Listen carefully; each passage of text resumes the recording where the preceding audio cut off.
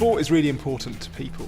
Many people, it's a real quality of life issue there, their sporting life, and engineering is really at the centre of sport. I mean, throughout history, sports people have always used the best technologies of the day. If you look back through the history of any sport, it's littered with innovations which have been driven by technological developments, material developments, moving through the worlds of, starting from woods, going into carbon fibres, exotic metals. These have pushed sports forward. Technology and engineering has been used as a catalyst to really allow the sports to develop and to go onto new ground.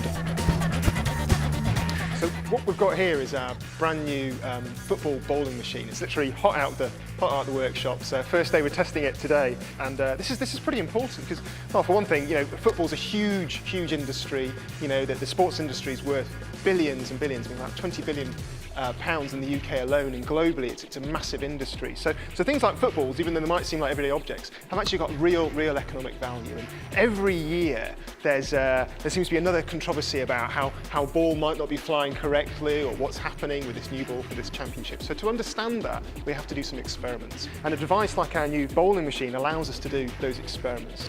We can fire a ball with any axis of spin, so we can get side spin, we can get top spin, we can get spin in all sorts of different axes, and we can replicate all sorts of different shots. We can then track the trajectory of this shot, and then by tracking the trajectory we can then sort of work out the aerodynamic forces that are acting on the ball, maybe identify if anything funny is happening or if it's behaving in the way it should. Here you go, Si, let's have a go.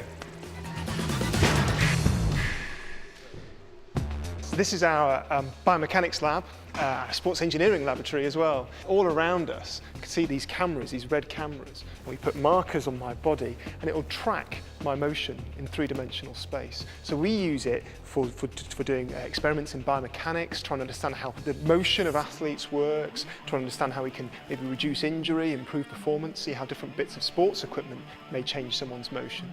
But it's the same technology that gets used in the world of animation and the creative industries. So if you saw the film Lord of the Rings, the character Gollum, he was actually animated using a very similar sorts of technology like this. So this is our brand new smart floor. This is a device, an object that we've developed entirely by ourselves. We've built the structure, we've laid the floor, we've created the electronics that sense essentially how people move. So under each of these tiles we've got lots of different load cells, and they're accurately measuring the force that any user is putting through the ground.